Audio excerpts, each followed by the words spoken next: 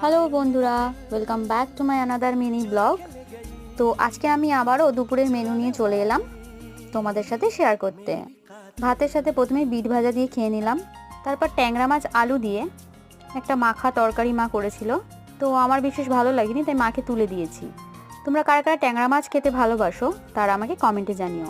এরপর মা একটা দারুণ রেসিপি বানিয়েছে মুড়ি ঘন্টের। ডিটেল ভিডিও তোমরা যদি দেখতে চাও তাহলে আমাকে অবশ্যই কমেন্ট করো। মুড়ি ঘন্টটা বন্ধুরা অসাম ছিল। মুড়ি ঘন্ট চাল দিয়েও হয়, আবার ডাল দিয়েও হয়।